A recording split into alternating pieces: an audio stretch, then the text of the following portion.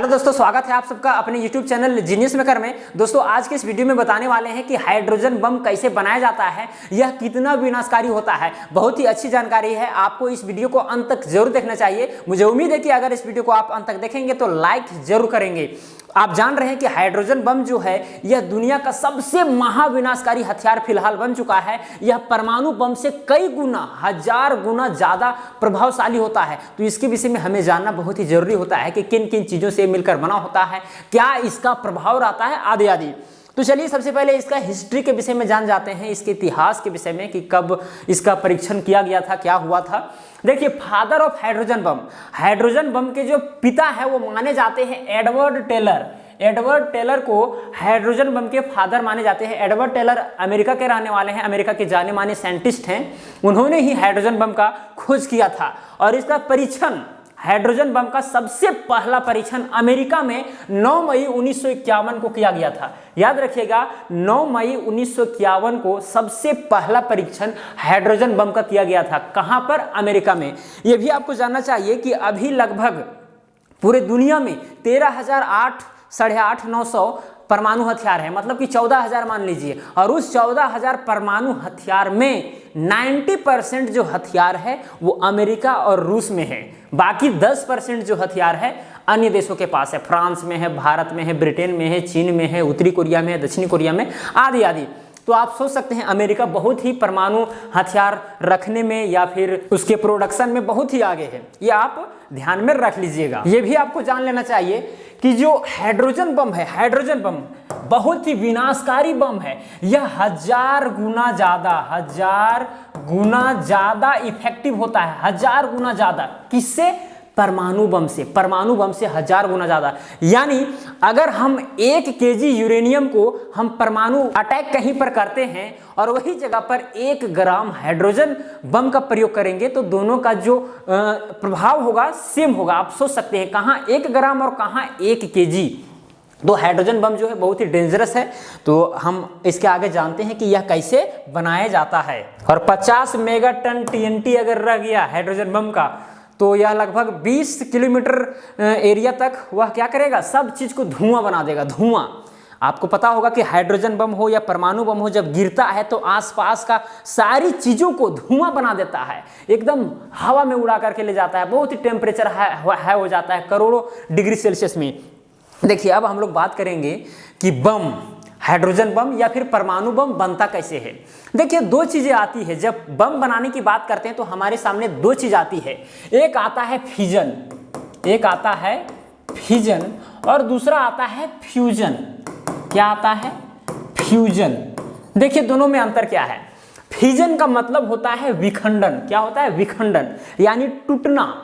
अब इस फिजन से बनता है परमाणु बम यानी एटम बम। फिजन प्रक्रिया द्वारा ही बनता है क्या चीज? Atom bomb.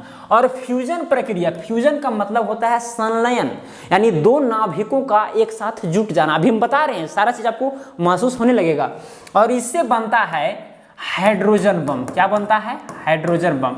अगर हम कहें तो हाइड्रोजन बम जो है, ये हाइड्रोजन बम जो आपको यहां पर लिखा हुआ है, ये एक प्रकार का परमाणु बम का प्रकार है, लेकिन थोड़ा यह अलग प्रिंसिपल पर काम करता है। कौन से प्रिंसिपल पर? Fusion process. फ्यूजन का मतलब संलयन, यानी 2 नाभिकों का आपस में मिल जाना। राइट? तो यहां पर आपको समझ में आ गया होगा कि भाई जो एटम बम जो बनता है, एटम बम, परमाणु बम, जिसमें हम लोग यूरेनियम का प्रयोग करते हैं, उस वीडियो को अगर आप नहीं देखे होंगे, वीडियो हालांकि मैंने पहले परमाणु बम के विषय में बना रखा है, नहीं देखेंगे तो डिस्क्रिप्शन में आपको लिंक मिल जाएगा, आप देख सकते हैं। तो उसमें फिजन के द्वारा क्या होता है, जैसे यूरेनियम रहता था, क्या रहता था? यूरेनियम। समझिए, ये यूरेनियम का नाभिक है और इसमें न्यूट्रॉन और प्रोटॉन है। क्या है? न्यूट्रॉन और प्रोटॉन है। ये है प्रोटॉन और ये है न्यूट्रॉन। क्या होता था कि जब हम न्यूट्रॉन से वार करते थे, किससे? एक न्यूट्रॉन से वार करते थे, तो ये जो इसका नाभिक है, किसका? यूरेनियम का। यूरेनियम कौन सा? आइसोटोप 92-235 का, यानी जिसका परमाणु संख्या 92 है और 235 उसका एटॉमिक मास है। और भी यूरेनियम का आइसोटोप होता है जिसका एटॉमिक मास होता है 239, 238 होता है, आदि आदि।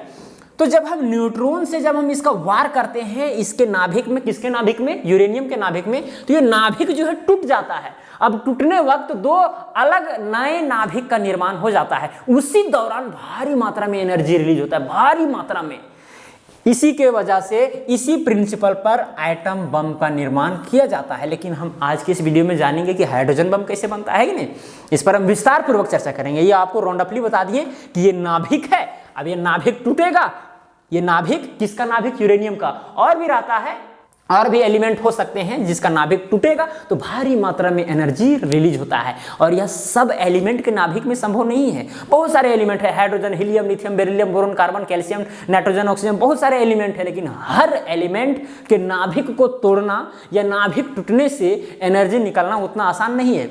लेकिन कोई कोई रेडियो एक्टिव पदार्थ होते हैं जिसके नाभिक टूटने से उसका नाभिक टूट भी जाता है और एनर्जी भारी मात्रा में रिलीज होता है। अब हम लोग बात करते हैं हाइड्रोजन बम जो कौन से प्रोसेस से बनता है, फ्यूजन।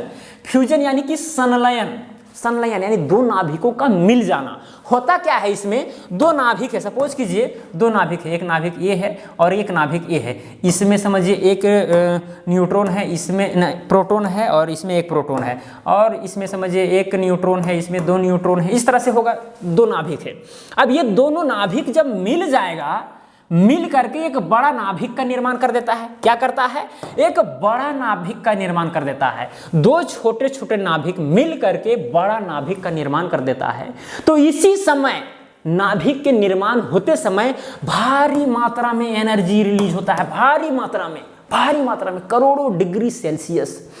अगर हम लोग का शरीर का टेम्परेचर जो है 1 डिग्री भी बढ़ जाता है तो तबीयत खराब हो जाता है, पैरासीटामोल लेना पड़ता है, डॉक्टर के पास जाना पड़ता है कि नहीं।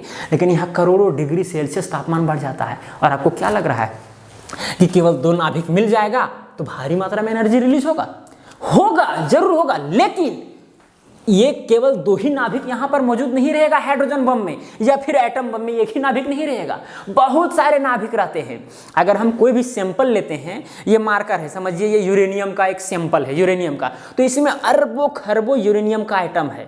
तो अरबों खरबों जितना एटम रहेगा उतना न्यूक्लियस रहेगा, और हर न्यूक्लियस का क्या होगा, एक्सप्लोजन होगा, टूटेगा और एनर्जी रिलीज करेगा। ऐसा नहीं कि एक एटम टूट गया और दुनिया बर्बाद हो गया, ऐसा नहीं होता है। बहुत सारे उसमें एटम होते हैं और हर एटम टूट टूट करके बहुत बड़ा एनर्जी का निर्माण करते हैं। और यहाँ पर दो छोटे छोटे नाभिक मिल करके एक बड़े नाभिक का निर्माण कर देते हैं। तो यहाँ पर इसी बेसिस पर हाइड्रोजन बम बनता है। तो दोनों अलग है, इसमें नाभिक टूटता है और इसमें दो छोटे छोटे नाभिक जुटता है। इसी दौरान एनर्जी रिलीज होता है। यहाँ जुटता है उस वक्त एनर्जी रिलीज होता है तापमान के रूप में, विस्फोट के रूप में, और यहाँ पर ये नाभिक टूटता है। चलिए अब हम लोग बात करेंगे अच्छा से कि हाइड्रोजन बम एक्चुअली कैसे कार्य करता है। देखिए होता क्या है, एक हम लेते हैं कंटेनर लेते हैं, क्योंकि अगर कहीं पर हाइड्रोजन बम गिराइएगा तो ऐसा नहीं ना कि सैंपल ऐसे हाइड्रोजन बम का सैंपल है और ऐसे जगह गिरा दिए, नहीं, उसको कुछ कंटेनर में रखना पड़ता है। सपोज कीजिए वो है उसका कंटेनर, इस तरह से है, राइट। देखिए वो काम कैसे करता है, इस तरह से है। हाइड्रोजन बम किस प्रिंसिपल पर कार्य करता है, फ्यूजन यानी कि संलयन, नाभिकीय संलयन जिसको बोलते हैं, nuclear fusion. Nuclear fusion reaction द्वारा वह क्या करता है, एनर्जी रिलीज करता है।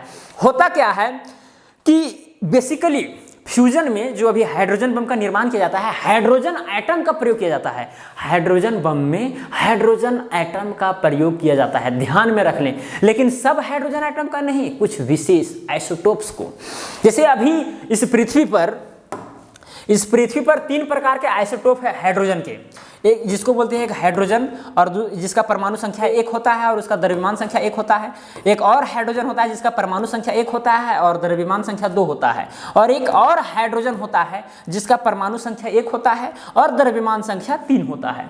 ये तीनों को हम लोग बोलते हैं आइसोटोप्स। क्या बोलते हैं, आइसोटोप्स, यानी समस्थानिक। परमाणु संख्या तीनों का सेम है। सेम कहने का मतलब कि जो हाइड्रोजन एटम का जो नाभिक है उसमें प्रोटॉन की संख्या सेम है।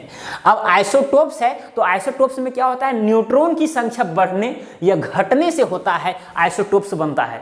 ये चीज आप नोट कर लें। तो यहां पर देखिए यहाँ पर 3 आइसोटोप हैं, एक जगह पर परमाणु द्रव्यमान है 3, एक जगह पर है 2, एक जगह पर है 1।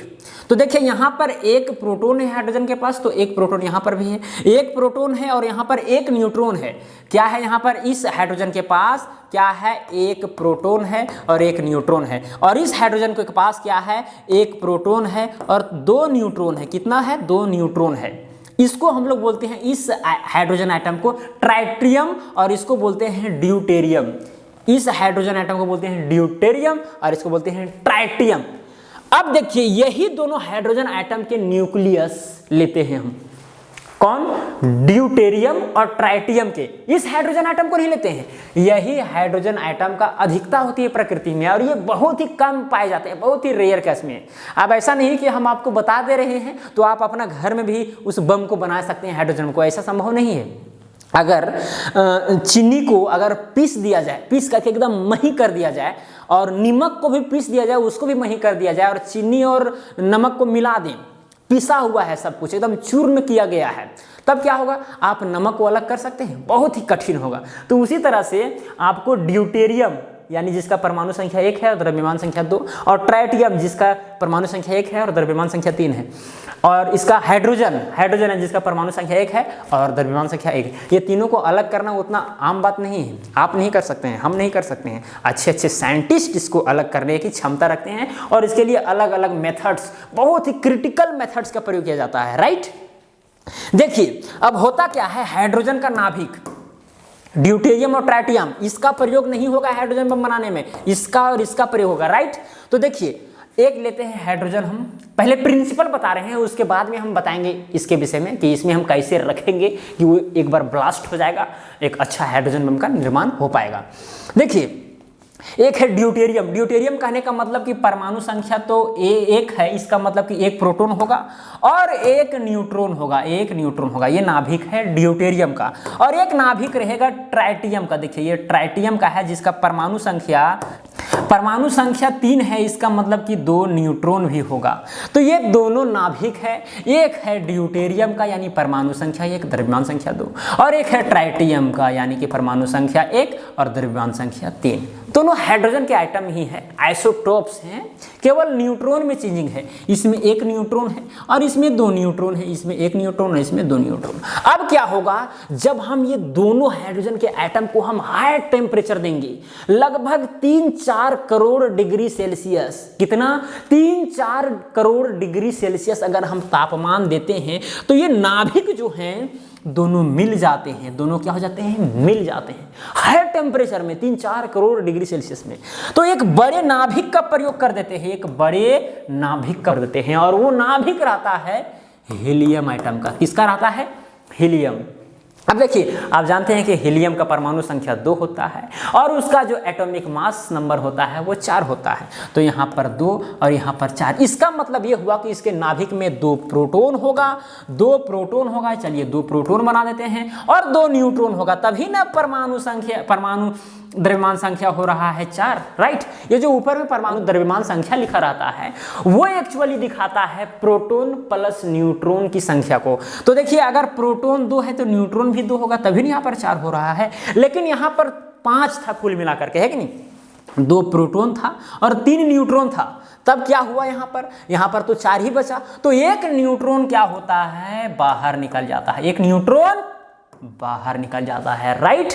तो यहाँ पर 4 एटॉमिक मास वाला एक हीलियम एटम का निर्माण हो जाता है, और यह मोस्ट स्टेबल एटम है, मोस्ट स्टेबल। हीलियम जो है मोस्ट स्टेबल, यानी ये दूसरे के साथ रिएक्शन वगैरह करना नहीं चाहेगा। अगर कोई आदमी को आप 1 महीना से भूखा रहने दीजिए, क्या करने दीजिए, भूखा रहने दीजिए, ठीक है, तो वो आदमी को कुछ काम करने का मन नहीं करेगा, एकदम स्टेबल रहेगा, जो एक जगह बैठा रहेगा, ज़्यादा दिमाग वगैरह लड़ाएगा, है नहीं। तो उसी तरह से हीलियम आइटम है, वो किसी से मतलब नहीं रखेगा, एकदम स्टेबल कंडीशन में है। लेकिन ये जो ड्यूटेरियम और ट्राइटियम जो हैं, इसको जब हम हीट देते हैं ना, तब क्या होता है, ये मिल जाते हैं। ये मोस्ट स्टेबल नहीं है, अनस्टेबल फॉर्म में रहते हैं ड्यूटेरियम और ट्राइटियम, राइट।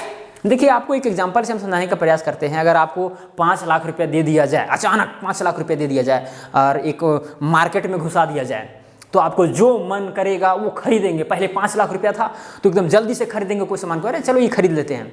एक दोस्त बोला कि अरे ये चीज़ खरीदो ना, हाँ खरीद लिया। जैसे जैसे पैसा आपके पास कम होता जाएगा, आप 5 लाख का सौदा कर लिए तो फिर आपका एनर्जी लॉस हो जाएगा। आप कोई चीज़ को देखेंगे तो फिर आपको मन नहीं करेगा। क्यों नहीं करेगा? क्योंकि आपने सब एनर्जी खो दिया है, राइट। तो एनर्जी खोता है। अगर आपको 5 लाख रुपया दिया गया है, सब सामान खरीद लिया, एनर्जी आपका चला गया, आप कुछ कर नहीं सकते हैं। तो यहाँ पर भी यही होता है, जब 2 हाइड्रोजन एटम मिल जाता है और एक हीलियम यानी मोस्ट स्टेबल वाला एटम का निर्माण हो जाता है, तब यहाँ पर भारी मात्रा में एनर्जी रिलीज होता है। भारी मात्रा में, थोड़ा मोड़ा नहीं, भारी मात्रा में। तो क्या हो गया? इसके पास एनर्जी कम हो गया, अभी आराम से बेचारा रहेगा, आराम से, किसी से लेना देना कुछ नहीं करेगा, राइट। तो एनर्जी क्योंकि इसका खत्म हो गया है, जब इन लोग क्या किए, संलयित हो गए, मिल गए, फ्यूजन हुआ इसमें, और एक न्यूट्रॉन भी साथ में निकलता है। देखिए, जब हाइड्रोजन बम कहीं पर गिराया जाता है तो आसपास में भी हाइड्रोजन के आइटम रहते हैं, ड्यूटेरियम, ट्राइटियम, ये सब रहते हैं। तो उन हाइड्रोजन आइटम में भी ये प्रक्रिया स्टार्ट होने लगती है, जिससे हाइड्रोजन बम से बहुत बड़ा प्रभाव होने लगता है। चलिए खैर, ये सब बातें आपको समझ में आ गई होगी। थोड़ा सा टाइम लगता है समझने में, ऐसा नहीं कि आप तुरंत इसको समझ जाएंगे। देखिए, अब हम क्या करेंगे, हम तो जान गए अब कि भाई हाइड्रोजन से परमाणु बम बनता है, जिसको हम लोग हाइड्रोजन बम कहते हैं, है कि नहीं। परमाणु बम ही है एक प्रकार का, लेकिन थोड़ा सा एक विशेष टाइप का है, हाइड्रोजन से ही बनता है, राइट। अब देखिए, हम यहाँ पर क्या करेंगे, इसके अंदर में हाइड्रोजन एलिमेंट का एक सैंपल रख देंगे। देखिए, ये हाइड्रोजन एलिमेंट का एक सैंपल है, सैंपल ड्यूटेरियम और ट्राइटियम का सैंपल है। अब इसको विस्फोट कराना है, ये तो वैसे विस्फोट नहीं होगा, कम से कम इसको 4-5 करोड़ डिग्री सेल्सियस तापमान चाहिए, है कि नहीं। अब 4-5 करोड़ डिग्री सेल्सियस भाई बनाना उतना आम बात नहीं है। सूर्य जो है, सूर्य के पास भी उतना डिग्री सेल्सियस तापमान नहीं है, उतना इसको चाहिए। तो इसके लिए थोड़ा सा एक और प्रक्रिया अपनाना पड़ेगा। करना यह पड़ता है कि यहाँ पर अस्ट्रा में एक एटम बम का प्रयोग किया जाता है। यहाँ पर एटम बम, यहाँ यूरेनियम वगैरह रहता है, क्या रहता है, यूरेनियम। मान के चलो हम यहाँ पर ले लिए यूरेनियम का परमाणु बहुत सारा हम ले लिए। अब क्या करेंगे, यहाँ पर एक न्यूट्रॉन से वार कराएंगे, तो ये जो यूरेनियम का जो सैंपल है उसमें विस्फोट होना प्रारंभ हो जाएगा। यहाँ पर देखिए, परमाणु बम का काम हो रहा है, यहाँ पर परमाणु बम का काम हो रहा है। क्यों हो रहा है? क्योंकि इसके लिए बहुत ज्यादा तापमान चाहिए। तो तापमान बनाने के लिए हम इधर थोड़ा सा एनर्जी हम बना रहे हैं, तापमान को बढ़ा रहे हैं, जहाँ पर एक प्रकार का परमाणु बम ही है। जब न्यूट्रॉन से वार करवाएंगे तो यहाँ पर चेन रिएक्शन प्रारंभ हो जाएगा। बहुत सारा वहाँ पर यूरेनियम का आइटम है, उसका न्यूक्लियस टूटेगा तो एनर्जी निकलेगा भारी मात्रा में। अब एनर्जी इतना बढ़ जाता है, लगभग 5 करोड़ डिग्री सेल्सियस हो जाता है। इसके ये जो कंटेनर है, ये जो टेम्पर है, उसके अंदर में कितना तापमान हो जाता है, 5 करोड़ डिग्री सेल्सियस तापमान हो जाता है। तब क्या होता है, ये जो हाइड्रोजन का सैंपल था, हाइड्रोजन, ड्यूटेरियम और ट्राइटियम का सैंपल था, अब यहाँ पर विस्फोट चालू हो जाता है, चेन रिएक्शन चालू हो जाता है। 2 नाभिक मिलकर के हीलियम बनाना प्रारंभ करते हैं और भारी मात्रा में एनर्जी रिलीज होता है। जब ज़्यादा तापमान हो जाता है तो ये ब्लास्ट हो जाता है। ब्लास्ट होने से जितने भी आसपास के हैं, लगभग 20-22 किलोमीटर, 15-20 किलोमीटर, जितना बड़ा रहेगा हाइड्रोजन बम, उसके अनुसार वहाँ पर प्रभाव दिखेगा आपको। तो 20-22 किलोमीटर अंदर के रेंज में जितने भी लोग रहेंगे, सब खत्म, सब धुआं बन जाएंगे, है कि नहीं। तो हाइड्रोजन बम को थोड़ा बनाना कठिन है। परमाणु बम क्या था, बहुत ही ईजी था, यही प्रक्रिया से बन गया, खत्म कहानी। न्यूट्रॉन से केवल वार करवा दिए, बन गया। और इसको हम थोड़ा सा रोक भी सकते हैं, कंट्रोल भी कर सकते हैं। परमाणु बम का जो प्रिंसिपल है फिजन, उस प्रक्रिया के द्वारा हम लोग बिजली भी उत्पादन करते हैं, लेकिन इसको कंट्रोल करना आम बात नहीं। एक बार चालू हो गया हाइड्रोजन बम का विस्फोट होना, या मतलब कि इनके आइटम, 2 आइटम मिलकर के हीलियम का न्यूक्लियस बना देना, तो फिर वो चलता रहेगा जब तक ये पूरा खत्म ना हो जाए, राइट। अभी फिलहाल उत्तर कोरिया भी इसका सफल परीक्षण कर लिया है हाइड्रोजन बम का, है कि नहीं। जिस समय परीक्षण किया था उस समय 5.1 स्केल से मापते हैं, भूकंप को मापते हैं। भूकंप भी आ गया था जिसमें हाइड्रोजन बम का परीक्षण हुआ था। बताइए परीक्षण में और कहीं पर हमला अगर कर दिया जाए तो सोचिए पूरा तहस नहस हो जाएगा। मतलब आम बात नहीं है बम गिरा देना, परमाणु बम या हाइड्रोजन बम गिरा देना उतना आम बात नहीं है। गिरा दिया गया तो धरती नष्ट हो जाएगा, खत्म हो जाएगा। हाइड्रोजन बम तो कहना नहीं है, हाइड्रोजन बम जहाँ गिरा तो पृथ्वी जो है कांपने लगेगी, पूरा धुआं बन जाएगा, धुआं, है कि नहीं। तो बहुत ही खतरनाक है, बहुत ही डेंजरस है। आप ये सब बातें घर पर करने की कोशिश नहीं कीजिएगा। ये आपके जानकारी के लिए मैंने बताया कि हाइड्रोजन बम है या परमाणु बम है, किस प्रिंसिपल पर काम करता है। मेरा बनाने का मकसद ये नहीं कि आप अपने घर पर भी इसको ट्राई कर सकते हैं, कभी नहीं। इसको ट्राई वगैरह कभी मत कीजिएगा। यूरेनियम का सैंपल वगैरह मिल जाएगा, आप इस तरह कीजिएगा तो बहुत बड़ा दिक्कत हो जाएगा, ठीक है। तो आपको ज़रूर समझ में आया होगा कि भाई हाइड्रोजन बम हो या फिर परमाणु बम हो कैसे बनता है। दोनों में महाविनाशकारी जो है हाइड्रोजन बम ही है, 1000 गुना ज़्यादा आप सोच सकते हैं। इसीलिए अगर वीडियो पसंद पड़ा होगा तो वीडियो को लाइक कीजिएगा, शेयर कीजिएगा और चैनल पर नए हैं तो चैनल को सब्सक्राइब जरूर कीजिएगा। तो चलिए आज के लिए इतना ही। जय हिंद, जय भारत।